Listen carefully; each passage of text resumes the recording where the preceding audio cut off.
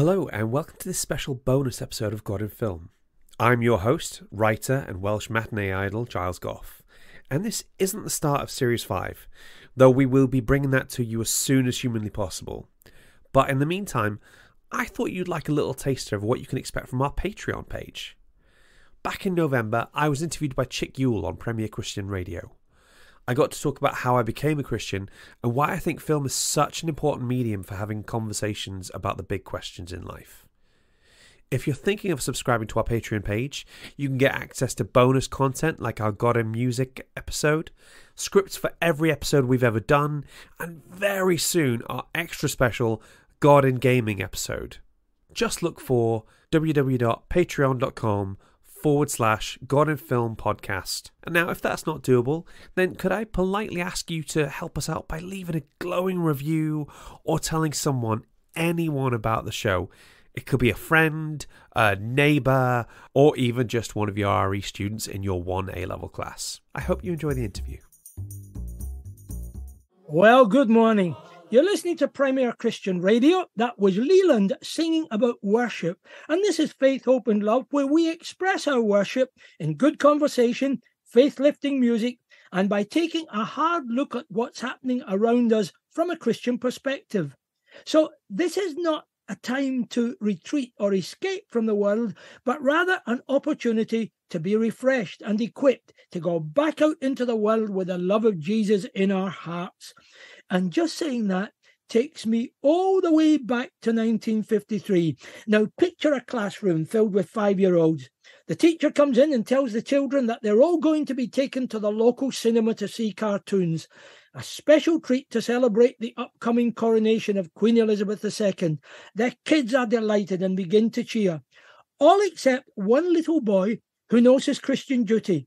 He gets up from his seat and walks slowly but determinedly to the front of the class, where he raises his hand and makes the speech he knows he has to deliver. "Please, miss," he says, "I won't be coming to the cinema. My family are Christians, and we don't attend places of worldly entertainment." Now, I know that's a true story, because, as you might well have guessed, I was that little boy. And that's how many Christians responded to popular culture when I was a lad. Thankfully, we have a healthier appreciation of the arts today, and we've moved away from that kind of separation. But that, of course, carries its own dangers. How do we engage with popular culture without being ensnared by values that are sometimes less than Christian? Well, I'm glad to have as my guest this morning someone who might be able to help us think that through. Giles Goff hosts and produces a podcast that looks at the world of film and asks if and how the stories they tell might shed light on the truth of the gospel. Welcome, Giles. But before we get to all that, I want to know your faith story. How did you come to commit your life to Jesus? Well, I was born into a Catholic family in North Wales in the 80s, and I was baptized, had First Holy Communion. I was even an altar boy, Chick. And yet... I can't quite imagine you as an altar boy, Giles, but you could see me in the cassock. I can rock that look, you know? So we were part of a Catholic family, but God didn't really seem real to us in any reasonable way. It started to get to the point where church became something you just did on a Sunday, and then my mum started taking us to a different church on a Sunday evening, which for me was terrible because Star Trek was on at exactly the same time, so I kept missing it. So that was already we were off to a bad start. And they brought my brother and sister and some family friends were sort of dragged along as well. So we had 2 of our friends there, and it was very happy clappy, very charismatic, nothing even close to what we were used to in terms of what a church service was look like. And we would sort of huddle together and be like, right, we all hate this, right? This is terrible. Oh yeah, we hate this. Yeah, okay, all right, good. And then you gradually start coming to the youth service and you start getting to know people, and there's this gradual waning over time amongst my friendship group where they're like, "Oh, don't know, maybe it's not so bad." I'm like, no, we hate this. We all agreed. Why am I the only one that still hates it? And all my brothers and sisters, my brother and sister, my friends, they all sort of became Christians before I did. I was the last holdout. I was furiously sitting there going, no. And then one night, the preacher has an altar call, and she's talking about hell. And, well, put bluntly, Chick, I didn't know much about hell. I just didn't know. I knew that I didn't want to go there. So my logic was, right, well, I don't want to go to hell. Sounds like I've got to become a Christian by what these guys understand it. Okay, I'll go up to the front as soon as the song starts singing. And then, as if she'd read my mind, she said, and you don't have to wait for the songs to start singing before you go. You can come up now. So I'm like, oh, well, I am doing this now. So there's 14-year-old me walking from the very back of the church to the very front of the church. And my youth leader comes up at the time and he says, all right, Giles, do you want to pray for anything?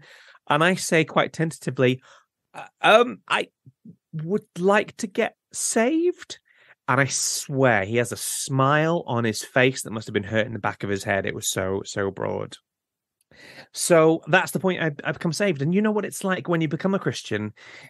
The enormity of it doesn't quite hit you for some time, does it? It's only after a while where it starts to kind of work into you, starts to become part of who you are. Since then, that is 25 years ago this year. And my walk with God has been,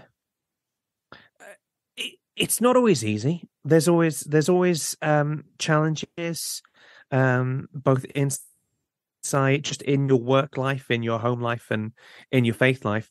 But the thing I always like to think about God is he's like a safety net. He never lets me fall too far. And you get those Christians who their faith increases when everything's sunny, or their faith increases when everything's terrible. I'm one of the it gets better when it's terrible ones. I lean more into God when I've got no other options, basically. So yeah, that's a little bit about me and my faith.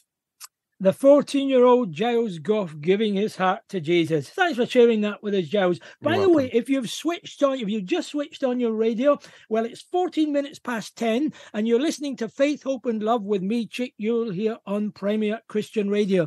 And by the way, at any point, you're free to join the conversation. So just let me explain how you do that. You can drop me an email at studio@premier.org.uk, studio@premier.org.uk if you'd like to email me, or you can text me on 66777. Make the first word of your message Premier.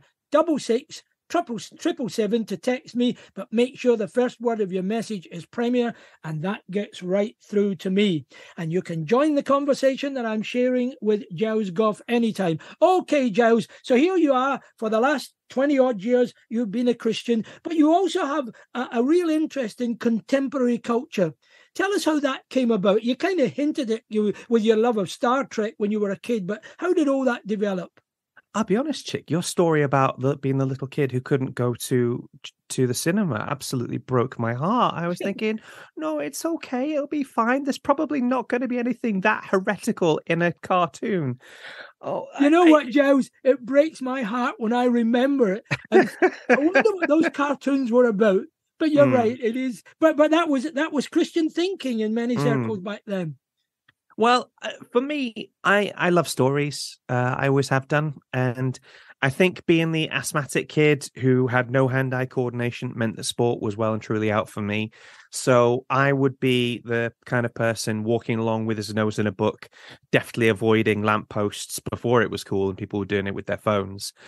I love reading. I love watching TV. I love watching films. And that's transitioned into making short films or writing poems, all that sort of thing. Anything where you get to sort of share a little bit of yourself or a little bit of your perspective on something. I love creating things. It's really difficult. And I love being able to sort of pick apart and take apart a film or a TV show. Those people that say, oh, I go to the cinema to turn my brain off, seems so strange to me. I'm like, but that's when my brain turns on. That's when there's so many things to take apart. And as I've gotten older, that's transitioned into my career. I was an English teacher, English film and drama and media for about 10 years. And these days I'm a writer. I write for Premier. I write for education resources. And one of my favorite things to do is just to sort of find a particular angle or theory and apply it to a film and then write about that. Giles, I want to go back to what you said about story, loving story, because again, going way back to my childhood, which admittedly was a long time ago, but there was even then a kind of mistrust of novels and fiction. You could read Christian biographies, especially on a Sunday, but you obviously find story so powerful. What is it about story that is so meaningful, so important?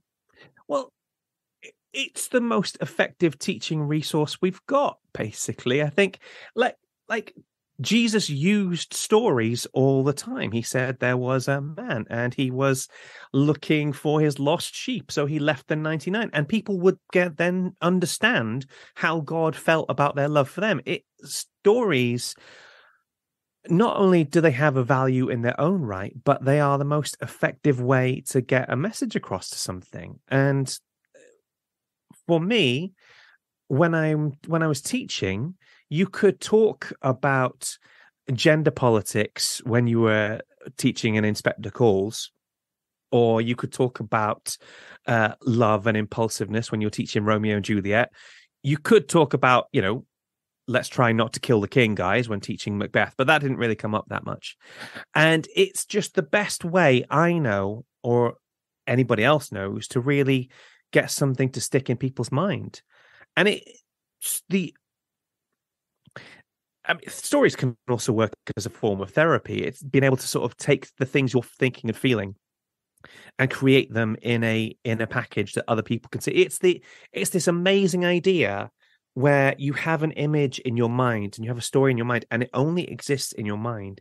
And being able to take it out and turn it onto film feels like absolute magic to me. The strangest thing I've also found as well is where I'm writing a character. We made a short film called Reset, which was all about a depressed artist who has a little AI assistant that comes to help him.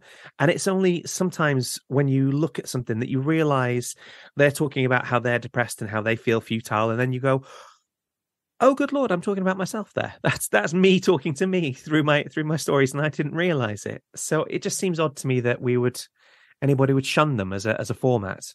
And it's really interesting to me, this growing appreciation of story as we live in an increasingly fragmented world. And I think too about, again, going way back to my youth and when I first began to read some theology and that kind of thing, a lot of Bible scholarship was all about analysing and breaking things down. Seems to me the great shift has been that we've learned to see the Bible as, above all, a great overarching story that makes sense of life. In fact, the only story that ultimately, brings it all together. So I think there's been a real discovery of just, as the world has become more broken and more difficult, story has become for us a way of finding some kind of sense and direction in it all. 100%, absolutely. And I think the other thing that comes in useful is the multiplicity of interpretations, the idea that you can read something in a different way and it's useful for you in whatever that context is. One of the things I always love is when a sermon says, now they use this word here in this English translation, but if we go back to the Hebrew, it actually had these connotations, and it can absolutely turn it on its head. The thing, like I said, the thing I love about a story is that it can work in different contexts and be useful to people that are centuries apart. So we're agreed on that. We love stories, and I get it. Listeners at home are nodding. Yeah, I love stories too. Now, you do a podcast at God in Film. Tell us a little bit about the podcast and the kind of thinking behind it and the format of the show. Sure. Okay. So the God in Film podcast is where a Christian and an atheist dive into the best that cinema has to offer and see if we can find any parallels with the gospel or any of the Bible stories. So you might have already figured this out. I am the Christian in there, and my friend Phil Coleman is the atheist. And I absolutely adore talking to Phil. He's my filmmaking partner. We make films together. We make podcasts together. And he has a wonderful way of kind of puncturing the self-importance of Christianese. One of the rules that we have on the podcast is no Christianese whatsoever, but occasionally it'll kind of slip out. So I'll say that somebody is really on fire for God, and Phil will stop me and go, on fire for God? And I'll say, yeah, it means when you're really passionate about God. And he'll say, could we not have chosen a phrase that was less flammable? So it really makes you sort of question all the things you normally take for granted. We tend to focus predominantly on what I call mainstream films. So for the most part, we've stayed away from films about Jesus or biblical epics or things like that, because for the most part, there's enough Christian criticism and analysis to go with that. But there's not that many people looking at A Muppet's Christmas Carol from a Christian slant. And that's why I felt that it would be most useful. For me, the podcast has two audiences, as you might have figured out. So first of all, it's good for atheists because it lets them know that we're not too weird. We're not totally inaccessible, and we have the similar values in a lot of areas. And the we being Christians, yeah? Yeah, we being Christians. Yeah. So again, there's that sort of bias that you have just working in the background. And it works for Christians because it gives us cultural references outside our own little church culture. Chick, you must have taught thousands of sermons by now, right? More than a few, yeah. More than a few. By the way, Giles, I'm the one who's supposed to be asking the questions here. Sorry, force of habit. Either way, you have preachers who are listening to other preachers, and they'll tell the story of the man who's in his house and the flood is coming, and he gets a radio warning, and he gets a boat showing up, and he gets a helicopter. And to each of them, he says, "No, I'm a Christian. I believe in God. God will save me." He gets to heaven.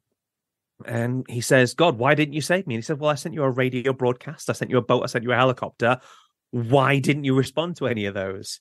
And you've heard that story. I've heard that story. I'm fairly confident most of the people listening have heard that story. And as a result, it's lost a lot of its cut through because you can start to switch off for a little bit. Yeah, and you know what? In defense of preachers, I've got to say, of course, that Aaron Sorkin uses exactly the same story in The West Wing.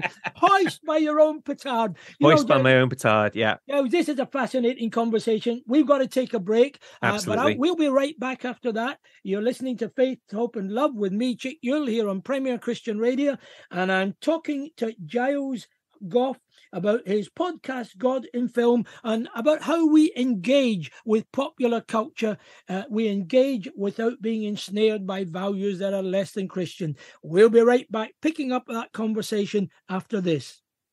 Yes, indeed. You're listening to Premier Christian Radio, where the time is 33 minutes past 10. This is Faith, Hope and Love. I'm Chick Yuill, and I'm in conversation with Giles Goff, who hosts and produces a podcast that looks at the world of film. He does it in dialogue with an atheist, and that's a kind of interesting dynamic, Giles, that you and an atheist look at it together, asking the God questions. Yeah, it's me and Phil. We do a fun little section at the start called Phil's Facts, where he takes me through all the little sort of trivia about the film. And for me, I'm obsessed with reading up on trivia whilst watching a film. So the temptation to sort of just go on IMDb whilst watching it has to be curbed for this bit. We tend to have lots of guests as well. We've had professors, Lord of the Rings extra, a Doctor Who writer, debt management charity workers. We had one Muslim guest, and we had the occasional exorcist talking to us as well. So we have a really nice, fair variety of people who come on the show. Mention of The Exorcist reminds me of what an eclectic mix of films you look at. I mean, films and television programs. I'm just looking at the list: Broadchurch, Doctor Who, The West Wing, Blade Runner, A Muppet Christmas Carol, The Passion of the Christ, The Exorcist. I mean, that's an amazing list. So here's what I want to ask you. Let's take just two of those, very different films. And I can't think of two films that could be more different than A Muppet Christmas Carol and The Exorcist. I mean, that really is something else. So tell us how you dealt with those and what you discovered as you did that. Do you know what? It's fascinating. If we take the Muppets Christmas Carol at first, a good place to begin. We like the definitive Muppets definitive Christmas Carol, as far as I'm concerned. We had our friend Julia Hall, who was like a super fan, coming on to talk about it. And what I found was that to me, it seems a little bit like Christian fan fiction. There's a verse, I forget where it is. I think it might be in Luke, where it's the Lazarus and the rich man, and the sort of Lazarus sort of eats the scraps from his table. The rich man lives well. They both die. The rich man goes to Hades, I think it is, and Lazarus goes to be in the arms of Abraham, I think is the way it's phrased. And there's the bit where the rich man says, "Please, Abraham, Father Abraham, send Lazarus to dip his finger in some water and put it in my mouth to just take the edge off my suffering." And Abraham says no, and he says, "Well, could you send Lazarus back to tell my brothers and sisters of what's coming?" And Abraham says, "No, they've got Moses and the prophets, and if they won't listen to them, then they're not going to listen to the dead." I'm sure at some point Charles Dickens must have read that and went, "Yeah, but what if they could, though?" Because it's the starting point for this story is all about what if you could have somebody come back from the dead and change and try to change somebody's conscience. Dickens used to write everything as serialized. This is one of the few that all came out as one piece. He wrote it in 6 weeks. Chicks, you've written more books at the moment. How many of them took you about 6 weeks from start to finish? It took me a lot longer than that. I'm a very slow writer. But you know what? Even I am not arrogant enough to compare myself to Charles Dickens. Fair play. And it's just fascinating to look at it, because he's taking these characters and just, I love looking at things and seeing that the Bible is the jumping off point in there. You know, I find that absolutely fascinating. And obviously the other thing we looked at is that I think Charles Dickens's faith has probably impacted the way Western people see Christmas more than any other person I can think of. Obviously, Dickens, his feeling was, let's not get too bogged down in the theology and the doctrine, and let's focus on being good to people and helping those in need, which is absolutely fantastic until you take it 2 or 3 more steps further, when it becomes, let's completely ignore the doctrine and theology and let's just be good to people for a few weeks a year, and that will take the edge off our conscience. So it's really fascinating the way that one book has impacted, I don't know, every single aspect of Western Christianity since then. But yeah, I mean, that's fascinating reflections. But you could have looked at them. There must be a dozen movies on Christmas Carol. What was the attraction about the Muppet Christmas Carol? Because the Muppets Christmas Carol is the best one, Chick. I will brook no discussion on this point. There is, there's some that have Patrick Stewart, and that's great, and there's some amazing Jim Carrey ones, and there's ones that go back throughout pretty much the entire history of cinema, but only one of them has Gonzo in it, and that's the thing we need to focus on at this point, I feel. Well, you've settled the argument once for all. Now, let's look at a very different film, The Exorcist, which for a lot of Christians would be a real no-no area. How did you deal with that? What did you bring out of that? So what that came from, we originally started doing series that were about sort of 10 episodes long. And we started, both myself and Phil started it in the pandemic, because we're absolute cliches. You know, if we're stuck at home, we can't make any films. Well, let's make a podcast about films instead. And then I became a dad.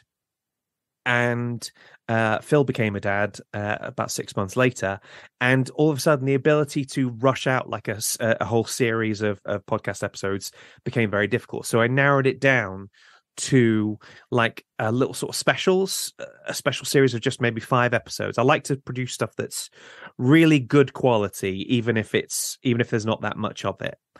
And the horror one that had got into my head, because Midnight Mass had come out on Netflix. Have you seen that yet? I haven't seen it. I'm really not a horror film guy, but I'm willing to learn. If you want to start anywhere with horror, start with Midnight Mass on Netflix, because what it has to say about faith and belief is absolutely fascinating. So I built a series around that, and we started with the Exorcist. And one of the trickiest things, and you might relate to this, is being able to find guests for shows, trying to find people who can talk about it interestingly and coherently and give you a real jumping off point or a different perspective to look at. Well, yeah, I mean, you can tell how hard it is to find guests when we end up inviting you, Giles. I'm sorry, I shouldn't have said that. That was Chick, unworthy of me, and I ask your forgiveness. not at all, Chick. I thought the same thing. I thought, oh, flipping heck, he's really scraping the barrel now. Good Lord. He must be getting splinters under his fingernails. But okay, I've got this one opportunity. I'm going to go for it. So I was really struggling to find a guest for the Exorcist episode. We were going to have someone come on and talk about the film, but they dropped out. And then my boss said to me, my father-in-law performs exorcism for the Diocese of Guildford. Would that be interesting to you?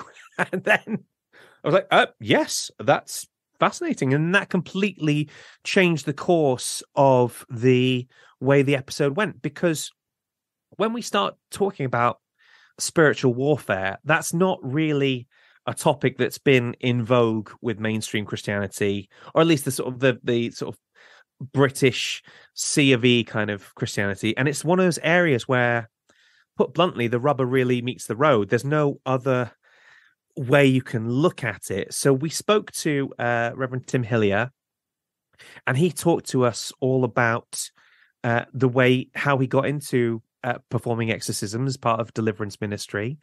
And it was absolutely fascinating because you're looking for red flags. You're looking for, like, okay, what's the potential for spiritual abuse here? How badly could this go? And then he says, well, we have our medical professionals, and I speak to a psychiatrist and that we have on staff.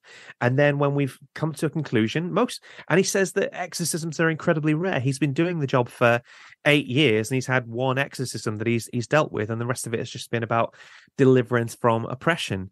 He was absolutely fascinating to speak to, and it really sort of, for my co-host Phil, it really blew him out of the water. Absolutely, just hearing from a real life exorcist. So I'm thinking to even for many Christians, it's a kind of sensational thing, and to have somebody speak about that, down to earth in the best sense, common sense view, and bringing in other disciplines, that's a real contribution. 100%. It made me feel like if you are going to have somebody doing exorcisms, Tim Hillier is exactly the kind of person you want them to be doing it. A very sort of sober, very well put together person who is. Exorcism is one of the areas in faith where doubt has to be the de facto. If somebody says to you, I think I'm possessed, your answer is more likely to be, are you though? Are you sure? And just working through it's honest. It's strange taking a more sort of scientific approach to something that's so faith-based. Does that make sense? It makes a whole lot of sense, and you're right. I think that in somebody saying I'm possessed, I think your first thing is to ask some very hard questions, and it's great to hear that in that Anglican circle that kind of approach is being used. Giles, the clock is ticking far faster than I wish it would. It always happens when you're having a really interesting conversation. I'm going to switch tack just a little. How do you think the church, and in the context of all your reflections about engaging with popular culture, how can the church remain authentically Christian and still culturally relevant? Do you know what? When you asked me that question, I thought, good Lord, that is far above my pay grade, but I will have my best go at it as much as I can. The thing that comes back to me was a quote from Tim Keller. He was a guest on their Rise and Fall of Mars Hill podcast, and he talked about not being needlessly culturally alien. So let's take your example that you were talking about, being that little boy who says, I cannot go to the pictures, I'm a Christian. We don't do that. Now, on the one hand, that is a fantastic example of standing up for your faith in a mainstream context, and that is great. However, most little boys, I would wager, probably don't end up growing up to be like you, Chick, where you're a Christian and a minister and all these sorts of things. And for most of them, that barrier will become insurmountable. I can't go to the pictures because I'm a Christian. And then I can't do that, and I can't watch TV because I'm a Christian, and I can't read books. And that will break them in some cases. So my feeling is that being a Christian is hard enough as it is. We've all got our own particular challenges on this point. Why make it any more difficult than it needs to be?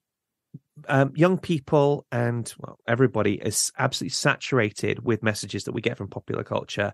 You can't walk down the street without seeing an advert for a bus or advert on a bus for some film or other. So why just pretend it doesn't exist? Why not just sort of lean into it and say that you can engage with this, and you can engage with this from a God angle? Because to me, that is much richer, and it means that people are less likely to think of Christianity as something that they have to, in terms of things they have to give up. Does that make sense? It makes a whole lot of sense. You know, Giles, we're going to have to stop there because we've got a few extra things to fit into the show this hour. But you're going to make me a promise that you're going to come back on again and we're going to talk some more about these things. Have I got your promise? 100%, Chick. I would absolutely love to do that. Thank you so much for having me on today. Then, with a big word of thanks, I'm willing to let you go.